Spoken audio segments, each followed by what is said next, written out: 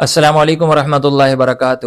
آج ہم انشاءاللہ بچوں کی تربیت کے حوالے سے دوسرے پرنسپل کو سمجھنے کی کوشش کرتے ہیں۔ کہتے ہیں کہ ایک عورت چل رہی تھی، اس نے ہاتھ میں اپنی سوکن کا بچہ اٹھایا ہوا تھا اور اپنا بچہ اس کے ساتھ پیدل چل رہا تھا۔ کسی عورت نے دیکھ کر کہا کہ یہ عجب تماشا ہے کہ اپنے بچے کو تو پیدل چلا رہی ہو اور سوکن کے بچے کو ہاتھ میں اٹھایا ہوا ہے۔ تو وہ کہنے لگی کہ اصل میں اپنے بچے کو اس کے پاؤں پر کھڑا کرنا چاہتی ہوں اور سوکن کے بچے کو اپاہج بنا دینا چاہتی ہوں۔ یہ کہانی ہے، حکایت ہے، لیکن اس میں جو سبق ہے وہ یہ ہے کہ بظاہر ہمیں مشقت نظر آنے والی حقیقت میں انسانی زندگی کی جو حقیقی کامیابی ہے اس کے لیے وہ بہت ضروری ہوتی ہے۔ ہمارے ہاں والدین بچوں کو سہولت تو دیتے ہیں اور دینی بھی چاہیے، اس کا میں انکار نہیں کر رہا، لیکن اس بات کی ٹریننگ نہیں دیتے ہیں کہ بیٹا یا بیٹی جب سہولت نہیں ہوگی تو آپ کیا کرو گے۔ مثال کے طور پہ کئی عورتیں ہم نے ایسی دیکھی ہیں کہ جن کی شادی جب ہو جاتی ہے تو شادی کے بعد وہ کسی کام کے قابل نہیں ہوتی، نہ وہ کپڑے دھو سکتی ہیں، نہ برتن دھو سکتی ہیں، نہ گھر صاف کر سکتی ہیں، نہ ان کو کپڑے استری کرنے کا طریقہ آتا ہے۔ اور پھر کیا کرتی ہیں، اگر 2 دن ماسی نہ آئے گھر میں کام کرنے کے لیے تو اپنے کراکری کے نئے جو سیٹ ہوتے ہیں نا ان کو استعمال کرتی چلی جاتی ہیں کہ 2 دن کے بعد برتن دیکھ لیں گے۔ میں خود ذاتی طور پہ اپنی آنکھوں سے ایک گھر کو دیکھ چکا ہوں کہ 2 دن وہاں ماسی نہیں ہے اور 2 دن کے برتن وہاں پر سنک کے اوپر میں نے خود پڑے ہوئے دیکھے ہیں، رکھے ہوئے تھے۔ ان کو دھونے کے لیے گھر میں 3 یا 2 خواتین تھیں، لیکن ان کو ہمت نہیں ہوئی کہ وہ دھوئیں۔ کیوں نہیں ہوئی؟ اس لیے کہ ان کی والدہ نے بچپن میں ان کو سہولت دی ہے، لیکن یہ نہیں بتایا کہ بیٹا جب یہ والی سہولت نہیں ہوگی، آج تو میں برتن دھو دیتی ہوں، لیکن جب میری سہولت نہیں ہوگی تو آپ کیا کرو گی۔ اور ہمارے ہاں جو ایک کلچر پیدا ہو گیا نا، منو، گڈو اور پپو، اس طرح کے الفاظ بول بول کے ہم نے اپنے بچوں کو ہاتھ کا چھالا بنا کے رکھا ہوا ہے۔ ہم کہتے ہیں ابھی بہت زندگی ہے ان کی، بڑے ہو کر کر لیں گے نا، ابھی تو ہم زندہ ہیں۔ اس کی وجہ سے ہمارے بچے ریسپانسبل ہی نہیں بن رہے کسی بھی کام کے۔ یاد رکھیے جو بچہ دنیا کے کاموں کا ریسپانسبل نہیں بنتا وہ آخرت کے کاموں کا بھی عام طور پہ نہیں بن پاتا ہے۔ ریسپانسبلٹی، مومن ہمیشہ ریسپانسبل ہوتا ہے، وہ ذمہ داری کو ایکسیپٹ کرتا ہے، اور بچہ جب پیدا ہوتا ہے نا تو وہ اس ذمہ داری کے ساتھ پیدا ہوتا ہے۔ بچے کے اندر اس بات کا شوق ہوتا ہے کہ وہ گھر کے کاموں میں، اپنے کاموں میں، بہن بھائی کے کاموں میں کنٹریبیوشن دے۔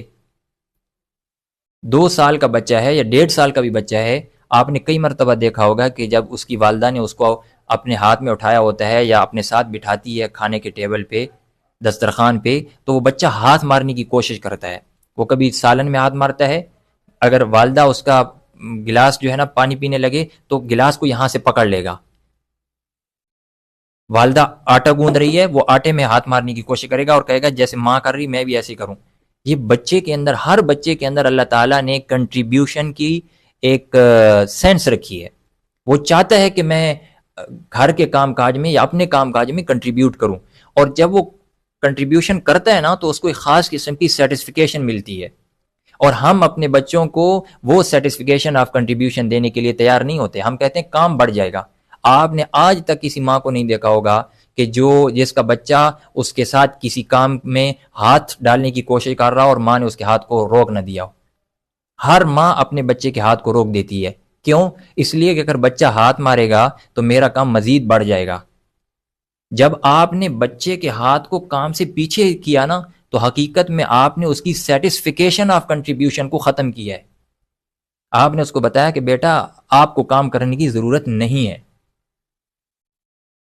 اور اس سے اب جب بچہ بڑا ہوا، 3 سال کا ہوا، 4 سال کا ہوا، 7 سال کا ہوا، اب اس اسکول سے آئے گا، اس کو پتہ چل گیا ہے کہ میں کنٹریبیوشن نہیں کر سکتا اور نہ ہی مجھے کرنے دیا جا رہا ہے۔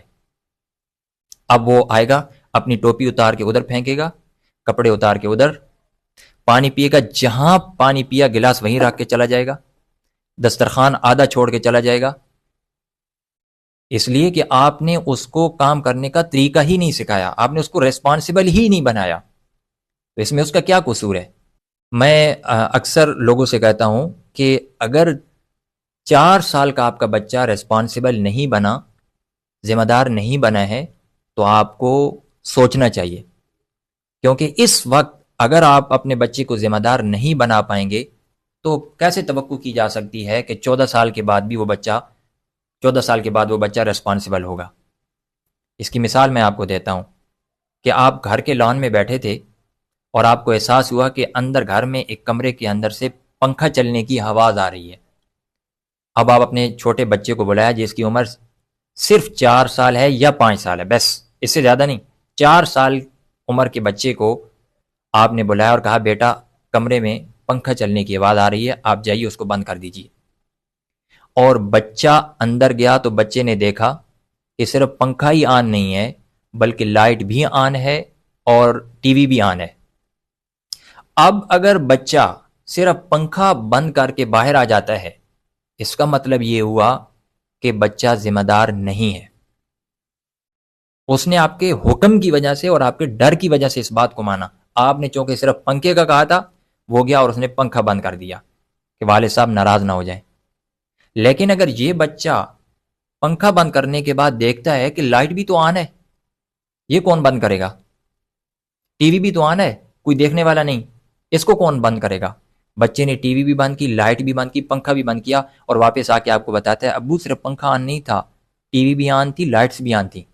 اس کا مطلب یہ ہوا کہ آپ بچے کے اندر رسپانسبلٹیز کو پورا کرنے کا جو ایک سینس ہے وہ آپ نے اس کے اندر انکلکیٹ کر دیا ہے۔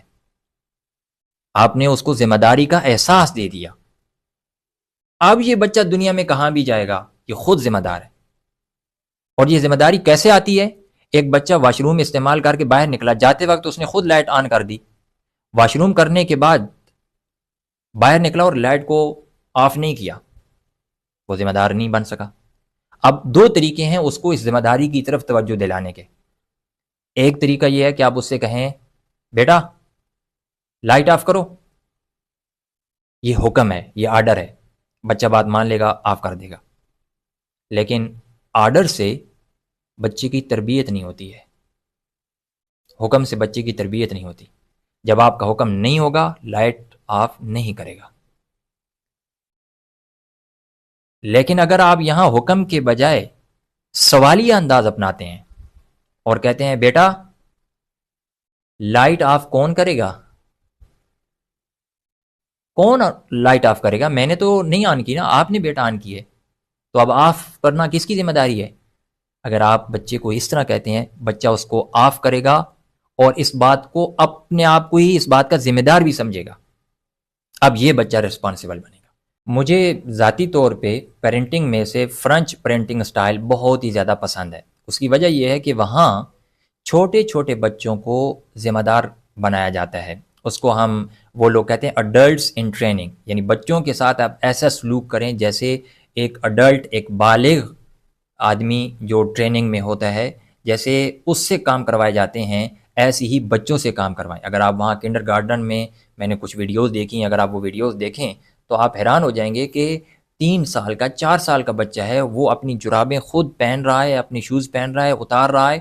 بندہ جب دیکھتا ہے تو کہتا ہے کہ شاید یہ ان کے ساتھ ظلم کر رہے ہیں، لیکن حقیقت میں یہ ظلم نہیں ہے، یہ حقیقت میں بچوں کے ساتھ بہت بڑا احسان ہے کہ آپ نے ان کو ارلی ایج میں ہی آپ نے ٹریننگ دے دی ہے کہ بچے سارے کام آپ نے خود کرنے ہیں۔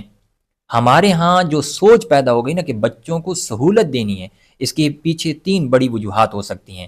ان میں سے ایک وجہ یہ ہے کہ ہم یہ کہتے ہیں کہ جب تک ہم ہیں تو کریں گے۔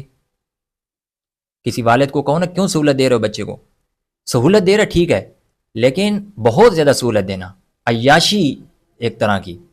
تو جب ہم والدین سے کہتے ہیں آپ اتنا عیاش کیوں بنا رہے ہیں بچے کو، تو وہ کہتے ہیں کہ جب تک ہم ہیں تو کر دیں گے۔ تو یہ جملہ ادھورا ہے، کیونکہ جب آپ نہیں ہوں گے تو پھر یہ خود اور ان کے ارد گرد رہنے والے لوگ نوابانہ ذہنیت کو بھگتیں گے۔ ایسا ہوتا ہے، پھر یہ ڈبل روٹی بھی گرم نہیں کر پائیں گے، انڈا بھی نہیں تل پائیں گے، ان کو شلوار میں ناڑا بھی کسی اور نے ڈال کے دینا ہوگا۔ اگر یہ سفر پہ نکلنے لگیں گے تو سوٹ کیس میں ان کے کپڑے استری کر کے، دھل کے، استری کر کے، پریس کر کے ترتیب سے رکھنا، یہ بھی کوئی اور آ کے کرے گا۔ یہ کیوں ہوا؟ اس لیے کہ ہم نے صرف ایک جملے کو سوچا کہ جب تک میں ہوں تو کر لوں گا. بھائی جب آپ نہیں ہوں گے تو یہ کیا کریں گے، اس کا سوچیں. دوسری وجہ یہ ہے کہ والدین ہمارے ہاں پرفیکشنسٹ ہیں، کاملیت پسند ہیں. وہ چاہتے ہیں کہ ہمارے بچے پہلے دن ہی سے جو کام ہمیں کر کے دیں وہ 100% ایکوریٹ ہو. ایسا تو نہیں ہو سکتا.